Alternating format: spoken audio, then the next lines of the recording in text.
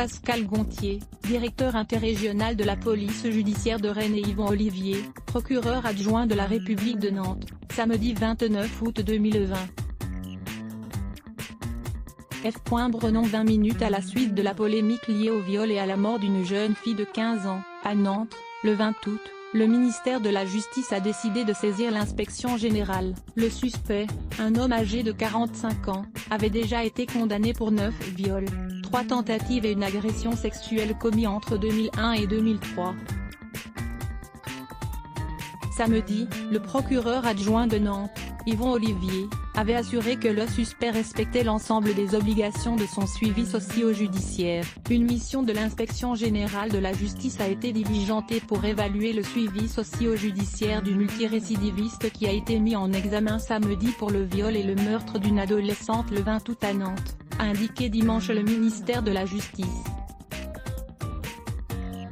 Âgé de 45 ans, le suspect avait été libéré de prison en 2016 après avoir purgé une peine de 18 ans de réclusion criminelle pour 9 viols, 3 tentatives et une agression sexuelle commis entre 2001 et 2003. Arrêté jeudi, ce chef d'équipe dans une briqueterie a été mis en examen, notamment pour homicide volontaire, et écroué samedi après avoir reconnu avoir violé et tué une jeune fille de 15 ans qu'il avait attirée dans un guet-apens.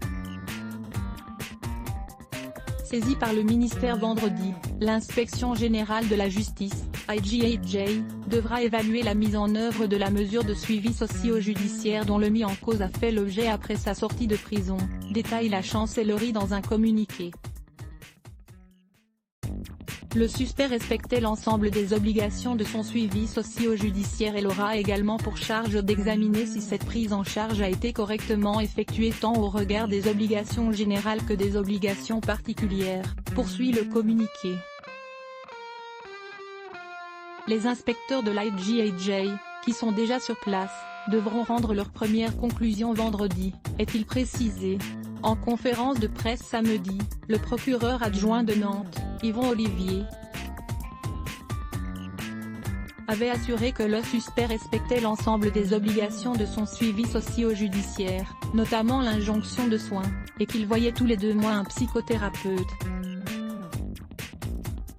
Selon Yvon Olivier, il n'y avait pas le moindre élément qui puisse laisser penser à une fragilisation de l'intéressé ces derniers temps qui aurait pu le conduire à passer à l'acte.